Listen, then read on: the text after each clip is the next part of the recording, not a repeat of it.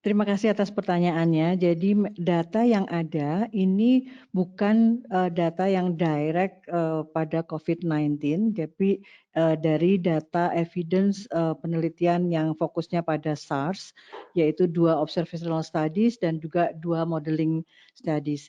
Memang dari data ini tampak bahwa dengan dengan karantina bagi orang-orang yang melakukan traveling dari negara yang sudah mendeklar adanya outbreak, ini terdapat penurunan angka insidensi maupun angka mortalitas. Tapi yang perlu dicatat bahwa certainty dari evidence ini sangat rendah atau very low, jadi masih membutuhkan pembuktian dari penelitian-penelitian lain untuk untuk mengambil keputusan apakah memang traveling itu sudah boleh atau tidak ya. Tetapi kalau dilihat dari data ini sepertinya kita belum bisa mengatakan bahwa traveling itu sudah boleh dianjurkan atau mudik sudah boleh dianjurkan ya. Saya kira dari data ini belum bisa. Oke, terima kasih Dr. Deti. Kemudian Bu Pri, apakah ada masukan ataupun saran dan atau pembahasan tentang pertanyaan ini? Ya, baik. Terima kasih Dr. Yori. Kalau kaitannya dengan traveling, sebenarnya meskipun kalau tadi very low begitu ya, tetapi sebenarnya itu menjadi sangat berpotensi untuk proses penularan itu sendiri gitu ya kalau di lapangan, karena banyak juga kasus proses penularan itu kan ketika seseorang datang dari daerah yang kemudian itu sudah terjangkit, kemudian berpindah ke daerah yang mungkin awalnya masih aman, tapi karena memang gejalanya itu kan tidak tampak ya, sehingga kita mengenal istilah OTG, orang tanpa gejala. Tetapi sebenarnya dia sangat berpotensi untuk menjadi karier gitu ya, membawa virus itu sendiri. Maka sebenarnya untuk langkah preventif dan promotif, maka larangan mudik itu semestinya tetap diberlakukan dulu untuk sementara, karena ya kita juga khawatir kalau kemudian justru kalau dibebaskan begitu ya, maka besar sekali kemungkinan misalnya setelah Lebaran gitu ya, setelah mudik ini nanti akan terjadi second wave gitu ya, atau kemudian periode berikutnya adalah sebentar lagi berbagai universitas akan menerima mahasiswa baru. Kalau sekarang mereka sudah mulai belajar dari rumah begitu, tetapi begitu mahasiswa baru ada, biasanya ada acara-acara seremonial gitu ya, mereka kumpul. Kalau di UGM namanya PPSMB begitu ya. Nah, ini kan akan mengumpulkan orang dalam jumlah banyak. UGM sendiri sudah mulai memikirkan hal itu, jadi tidak akan dilakukan seperti biasanya untuk meminimalkan proses penularan. Jadi memang sampai saat ini masih diperlukan untuk tidak banyak berkumpul begitu. Apalagi kalau dalam mudik ini kan prosesnya karena perjalanan, kemudian relatif lama waktunya begitu ya, sehingga memang ini cukup membahayakan gitu. Mungkin seperti itu. Saya tambahkan sedikit biar mengklarifikasi apa yang disampaikan oleh Dr. Bu Pri dan juga saya sampaikan tadi. Yang saya maksud dengan evidence yang very low ini artinya bahwa evidence yang very low saja sudah bisa membuktikan bahwa dengan membatasi travel dari daerah yang endemik atau pandemik ini bisa menurunkan angka kejadian maupun angka kematian. Jadi memang saya sangat setuju bahwa untuk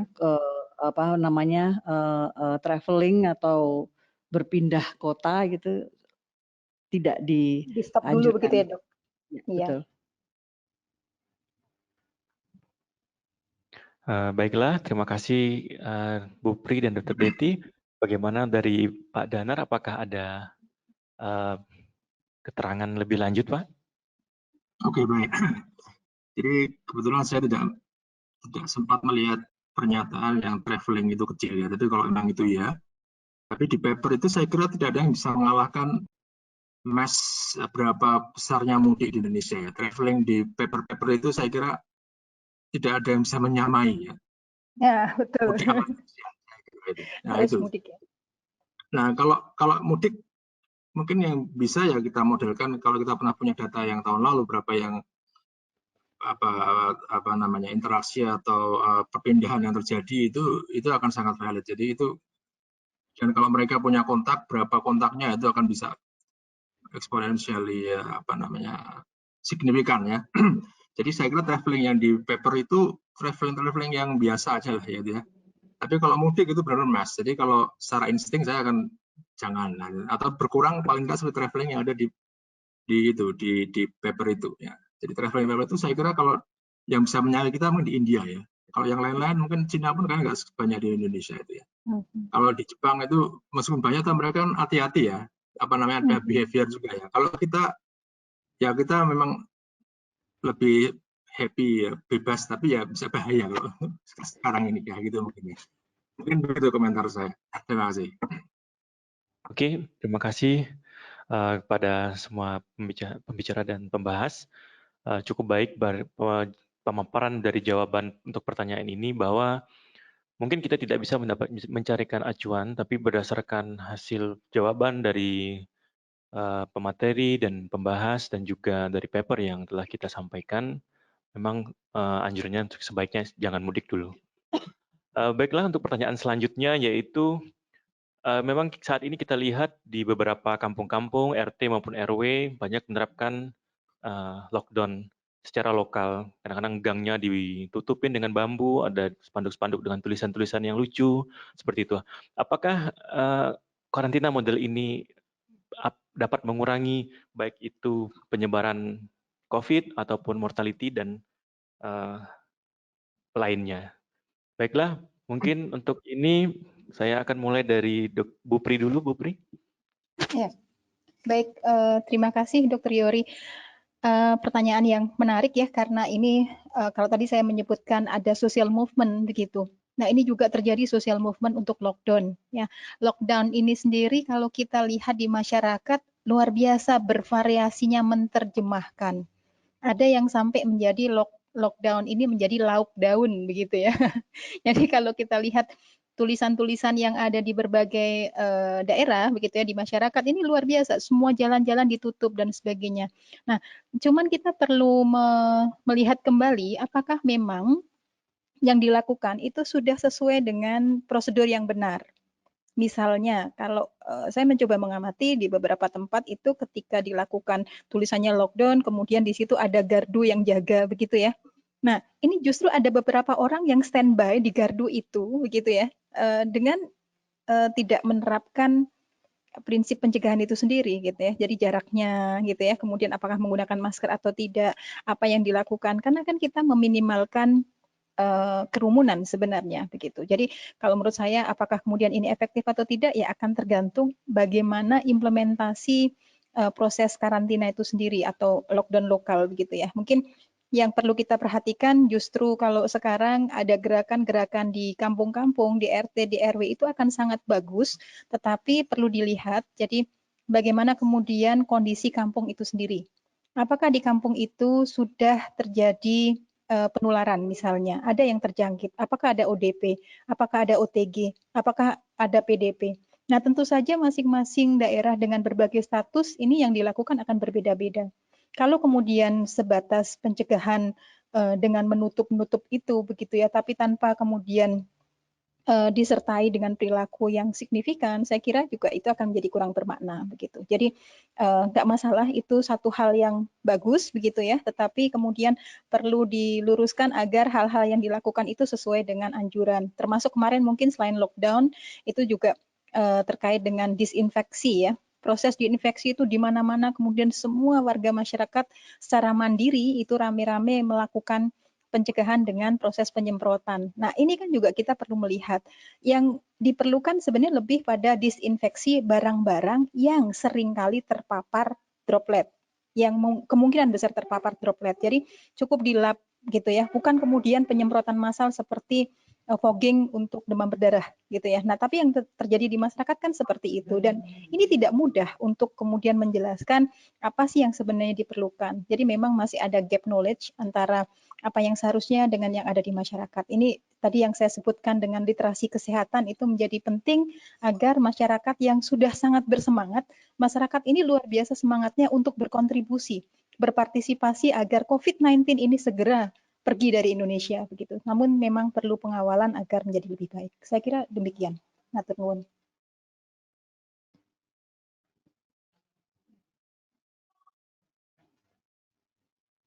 Baiklah, terima kasih Bu Pri. Untuk Pak Danar, apakah ada penjelasan untuk pertanyaan ini? Ya, ya selain lockdown ada downlock ya, kebalik downlock malah dibalik itu ya. Oke lah. Kalau ini sebenarnya mungkin barangkali kecil ya efektivitasnya, tapi ada beberapa manfaat. Kalau di rumah saya pribadi itu di depan rumah jadi seger banget kan, nggak ada mobil lewat itu, jadi sejuk gitu ya, sejuk dan bebas polusi ya. Itu kalau di tempat saya. Kemudian juga ada keuntungan lain itu sekarang keamanan mulai mulai banyak kriminalitas itu dengan ini ternyata agak bisa ya. Jadi malah bukan ke virusnya ya, tapi ke keamanannya itu. Tapi kalau ke virusnya mungkin kurang begitu ya, masih nggak terlalu kelihatan atau saya belum bisa melihat itu ya. Tapi kalau dari segi lingkungan bersih ya, karena ada mobil lewat di depan rumah saya paling enggak. Tapi kalau di tempat yang untuk jalur itu malah tambah banyak, artinya yang kelewatan untuk jalur itu malah jadi lebih sengsara karena dilewati banyak mobil yang biasanya lewat di tempat saya, di tempat itu. Jadi mungkin itu perlu dilihat lagi ya kebijakan ini. Cuman mungkin sekarang lagi euforia gitu ya, biarlah masyarakat sebentar, nanti kalau sudah tahu mungkin dari perlu memberi lebih banyak mungkin dari Dokter Supriyati promosi kesehatan atau informasi kesehatan yang lebih gitu ya. Kalau saya senang karena tempat saya itu bisa untuk jalan-jalan bersih udaranya ya. Kemudian keamanan juga iya, tapi kalau secara virus mungkin masih kurang ya. Terima kasih. Terima kasih Pak Danar. Untuk Dr. Deti, bagaimana Dok? Ya, saya kira sama ya, bahwa memang karantina itu bisa dilakukan secara individu maupun satu populasi gitu. Kalau memang populasi itu belum ada yang terinfeksi, tapi saya kira ini juga luar biasa ya. Jadi seperti disampaikan oleh Bu Pri bahwa banyak hal yang masih harus kita perhatikan, karena kalau lockdown itu dalam bentuknya populasi atau komunitas itu masih ada mungkin crowding atau bertemu dan kegiatan-kegiatan lain yang bisa mengurangi efektivitas dari karantina itu sendiri ya. Baik, terima kasih kepada semua pemateri. Baiklah, untuk mempersingkat waktu kita lanjutkan untuk pertanyaan selanjutnya. Kita pada di daerah-daerah tertentu itu ada inovasi tentang karantina itu khususnya untuk traveler di fasilitas umum sesuai dengan pedoman Depkes yang revisi keempat. Apakah tindakan ini efektif dalam jangka pendek dan jangka panjang terkait juga dengan resources dan juga perilaku atau budaya kita? Dan juga apakah ada syarat fasilitas umum yang bisa dijadikan tempat isolasi atau karantina bagi penderita tidak bergejala? Dan juga modeling yang kalau modelingnya tidak ideal, apakah masih bisa dijadikan sebagai rujukan untuk membuat kebijakan atau tindakan? Baiklah, ini satu penanya Dok, langsung kita bahas 3 pertanyaan ini karena memang sangat simultan pertanyaannya. Baik, untuk pertama saya akan berikan kesempatan untuk Bapak Danar. Kepada Pak Danar, saya persilakan untuk memberikan jawaban ataupun penjelasan untuk pertanyaan ini. Ya, dari yang pertama mungkin di Jogja juga itu ada tempat untuk istilahnya fasilitas umum ya. Itu kalau nggak salah di asrama haji ya itu ada itu. Untuk yang dari Dokter Yati namanya apa tadi? Orang tanpa gejala ya, itu ada ya itu ada kayaknya. Kemudian perilaku itu kalau di beberapa tempat perilaku itu mereka tidak diterima di tempat tinggalnya, kemudian diminta karantina di luar kampung mereka. Jadi ini saya kira sangat menolong justru ya. Kalau memang nggak diterima dia kan dari pemerintah dulu gitu. Nah, itu kalau ada, tapi nggak semua daerah mungkin ada. Nah, itu berdasarkan yang saya amati itu memang ada fasilitas itu mungkin menolong kalau justru mereka nggak diterima di tempatnya. Karena kalau mereka sulit karantina di rumah karena di rumah sudah ada 10 anggota rumah tangga atau ya kan tingkat kepadatannya pengaruh juga. Kalau di rumah udah banyak, bagaimana malah nggak efektif dan mungkin bisa. Kemudian yang kedua, saya nggak tahu yang kedua. Mungkin nanti ada yang lebih bisa membahas ini syaratnya ya. Syaratnya ya syarat karantina itu saya nggak tahu ini yang kedua. Yang ketiga itu jadi modeling yang ideal seperti yang sudah saya paparkan tadi itu kalau bisa untuk what if, kemudian valid. Nah kalau itu kurang valid, apakah bisa? Sebenarnya kalau kita tidak punya yang lain-lain, nah kita minimal punya best dan worst-nya ya. Jadi kebanyakan model mungkin tidak melengkapi itu ya. Kalau kemungkinan terbaiknya gini, kemungkinan terburuk gini, ya kemudian tengah-tengah gimana? Mungkin ada 3 itu ya.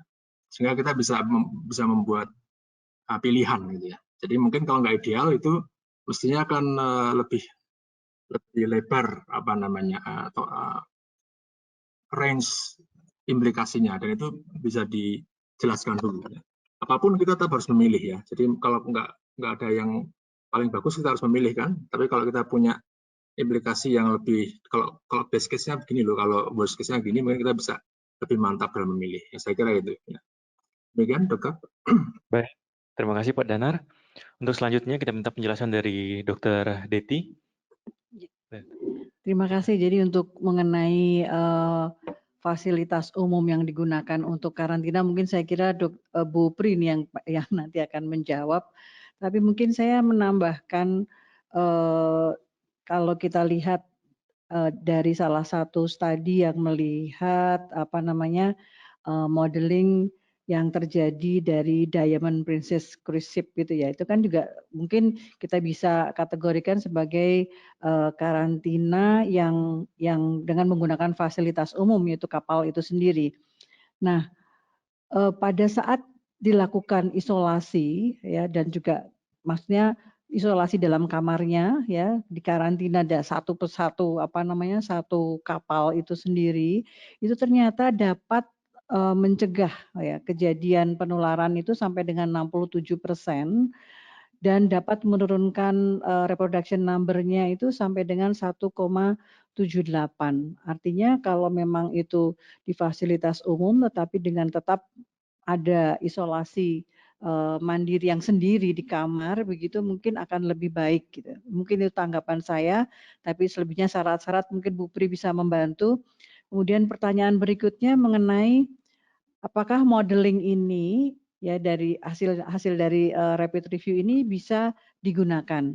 Ya, penulis sudah mengatakan beberapa limitasi dari hasil rapid review, baik itu body evidence-nya dari evidence yang mendukung kesimpulan dari rapid review ini, maupun dari proses reviewnya. Ya, salah satu yang menjadi catatan di sini bahwa fokus pertanyaan hanya pada transmisi, penurunan kejadian dan juga penurunan kematian serta penggunaan resources yang ada sebagai efek dari karantina karena memang 4 pertanyaan inilah yang diminta oleh WHO untuk dijawab oleh rapid review.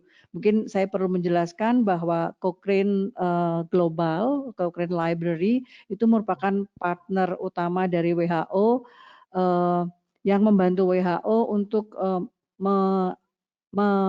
menyediakan evidence untuk pengambilan suatu rekomendasi. Nah, saat ini yang diminta oleh WHO memang hanya 4 pertanyaan itu. Sehingga kekurangan lain dari review ini adalah tidak memasukkan ya impact psikologis dari karantina dan juga impact terhadap kesehatan lain secara umum, kemudian impact terhadap ekonomi ya, dan juga mungkin yang bisa kita lihat dari impact ekonomi kan luar biasa ya, dari mulai unemployment tadi kita sudah bicarakan, kemudian quality of life, dan juga tidak kalah penting adalah domestic violence atau mungkin violence yang lain yang mungkin timbul oleh karena tindakan ini.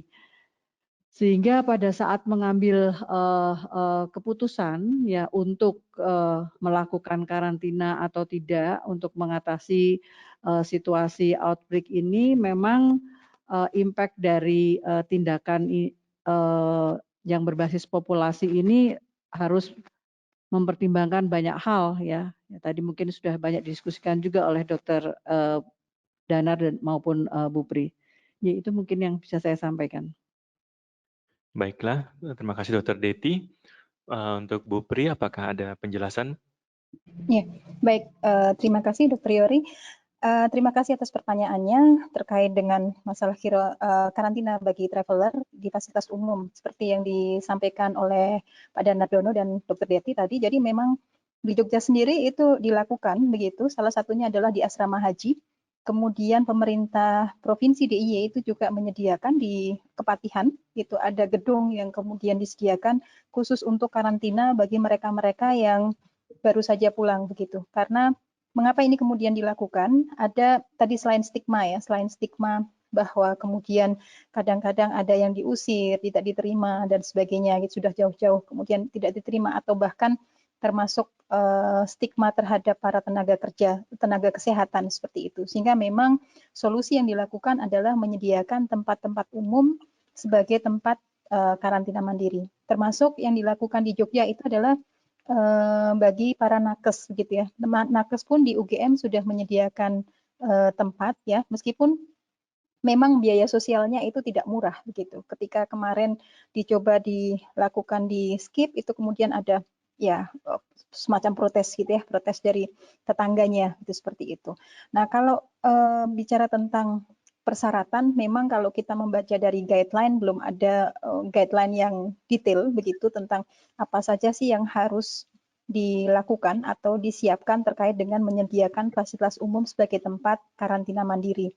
Tetapi memang kita kalau kemudian dari hal-hal yang umum misalnya tentu saja di situ ruangannya begitu ya, kamarnya apakah kemudian bisa memastikan bahwa di situ tidak berkerumun, kemudian bagaimana saat mereka harus makan dan sebagainya itu hal-hal yang semacam itu kemudian tersedia misalnya tempat cuci tangan pakai sabun dan sebagainya. Saya kira lebih pada hal-hal umum seperti itu untuk pencegahan penularan COVID-19 secara umum. Tapi memang belum ada yang secara khusus dari Kemenkes ya yang kemudian mengeluarkan guideline harus seperti apa. Kalau dari Kemenkes lebih mengatakan bahwa ini dilakukan isolasi mandiri begitu seperti itu.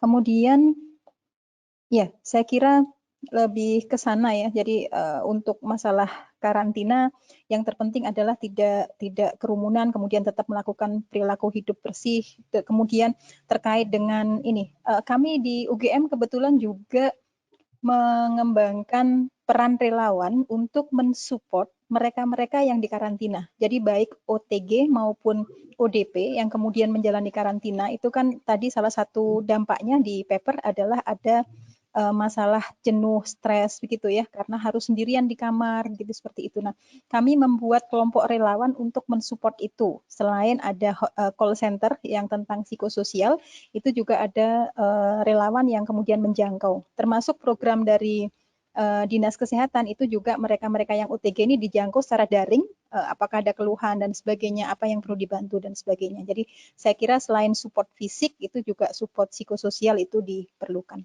Terima kasih, mungkin itu tambahan dari saya. Baiklah, pada seluruh pemateri itu cukup menarik dan bagus untuk penjelasan pada pertanyaan dari Bapak Mas Pangat ini untuk bagaimana syarat fasilitas umumnya dan juga penggunaan modeling dari review paper yang kita bacakan tadi. Oke, Prof. Yati, apakah bisa mendengar saya, Prof? Prof. Yati, bisa mic-nya diklik sampai berwarna Oh hijau, ya, Prof. sudah. Oke. Nah, monggo Prof, Sudah. suaranya sudah terdengar ya. Ya, saya pendengar setia dari acara ini dan saya tahu juga bahwa Permakrasa Pak Laksono sudah memikirkan. Tapi ini saya lihat begini, diskusi ini sangat bagus sekali ya, mengenai lakukan kajian-kajian dan sebagainya. Tetapi setiap pertanyaan selalu mantoknya pada ke arahnya teori, tidak aplikasinya itu. Yang terakhir ini dari Bu Supriyati sudah ada. Tapi maksud kami, bisakah forum ini juga ada dari unsur dinas kesehatan, pemerintah daerah, sehingga para akademisi ini di dalam diskusi sekaligus membahas aplikasinya, permasalahannya yang menghambat. Ini tadi sudah bagus sekali dibahas oleh para pembicara, namun kami juga ingin mendengar dari analisis publikasi dan sebagainya itu bagaimana sampai ke aplikasinya gitu. Jadi ini kami mempertanyakan karena hampir semua mempertanyakan bagaimana tapi selalu mantoknya ini baru kajian dan ini memerlukan ini, sehingga apakah dalam forum seperti ini dimasukkan unsur dari dinas kesehatan misalnya yang terkait atau dari pemerintah daerah. Saya kira itu. Terima kasih. Baik, Prof. Sepertinya Prof Yati menyampaikan saran untuk usulan untuk pengembangan dari acara webinar kita. Cukup baik, Prof. Seperti memang apabila suatu teori disampaikan juga langsung dengan dijelaskan juga sekalian dengan pemberi kebijakan, mungkin akan lebih itu menurut moderator. Mungkin dari Dr. Deti ada terima kasih Prof Yati atas masukannya, dan saya kira memang itu sangat penting ya. Jadi jangan hanya sampai selesai pada diskusi, tapi implementasinya seperti apa. Memang ke depan kita juga memang akan membuat suatu kesimpulan dari apa-apa yang sudah kita dapatkan ini, kemudian kita sosialisasikan pada pengambil kebijakan. At least kita sudah memulai dengan kegiatan-kegiatan yang seperti tadi disampaikan oleh Bu Pri, yang langsung ke masyarakat kita aplikasikan apa yang kita, dan juga untuk lanjutan dari hasil diskusi webinar kita juga ada beberapa penelitian yang mungkin sudah bisa kita mulai juga, Prof Yati. Terima kasih sekali. Maksud kami, saya kira bagus pemikirannya Dr. Deti. Saya selalu pengagumnya Mbak Deti. Maksud saya tidak hasil ini disampaikan, tetapi di dalam dialog ini ada unsur kalau itu terkait. Itu misalnya karena kalau saya lihat pemerintah daerah kita, gubernur sendiri itu sangat responsif. Begitu kami mengajukan masalah stigmatisasi, langsung hari itu juga beliau memanggil pers conference dan langsung keluar dan langsung dilaksanakan. Jadi misalnya ada 2-3 pembicara, satu dari mana yang tersentuh dengan topik pembicaraan. Saya kira sama dengan Bu Deti, terima kasih, tapi ini lebih menginvolvekan. Jadi tidak memberikan hasil, tapi dilibatkan dalam diskusi. 2-3 pembicara, satu dari yang terkait implementasi. Saya kira itu. Terima kasih, maaf. Matur nuwun Prof, nanti insya Allah mungkin pada pertemuan berikutnya kita akomodir masukan dari Prof Yati yang selalu luar biasa. Biasa di luar. Bagus sekali Bu Pri, Mas Yuri. Terima kasih. Terima kasih Prof Yati. Mbak Supri, matur suwun saya sangat diskusinya. Matur suwun. Monggo. Siap, Prof. Baiklah, kita lanjutkan ke pertanyaan karena keterbatasan waktu. Satu pertanyaan terakhir.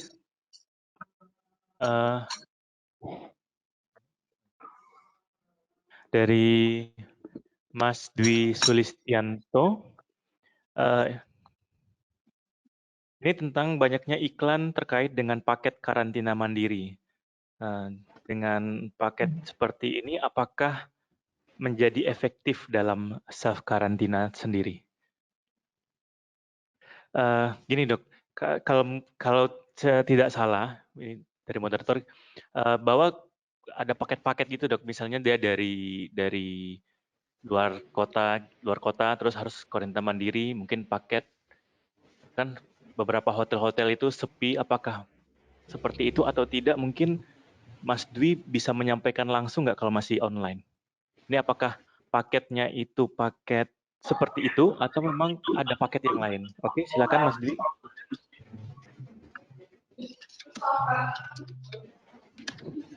Ya, saya kira ini saya coba searching ya. Memang ternyata paket karantina mandiri ini jadi booming ya, karena mungkin banyak hotel yang tidak Hotel yang kosong ya benar hotel dok. yang kosong ya dengan apa namanya rate huniannya sangat rendah, dia menawarkan berbagai macam paket karantina mandiri dengan harga yang cukup menarik gitu ya. Ya, selama karantina itu dilakukan sesuai dengan apa yang disampaikan atau dianjurkan oleh WHO, saya kira bisa saja itu kita kerjakan, yaitu dikatakan bahwa WHO mengatur karantina itu minimal 14 hari sesuai dengan perjalanan alamiah penyakit dari virus ini. Ya, jadi saya kira dan juga aturan-aturan lain yang mendukung efektivitas dari karantina. Ya. Ya benar dok, itu seperti itu karena memang banyaknya hotel yang sepi dan itu sehingga membuat inovasi-inovasi dari penyelenggara hotel untuk membuat paket-paket karantina mandiri itu. Memang itu yang lagi booming. Kadang-kadang apakah orang yang traveler terus harus karantina karena bosan di rumah, mungkin ingin di hotel saja karena sudah laundry sudah ada, makanan sudah ada seperti itu. Oke, untuk pembahasan selanjutnya mungkin Bu Supri bisa memberi penjelasan untuk pertanyaan ini. Oke, baik. Terima kasih, Dr. Yori. Menarik pertanyaannya ya terkait dengan karantina mandiri yang ditawarkan fasilitasnya di hotel. Sama Dr. Deti, saya juga langsung searching gitu ya.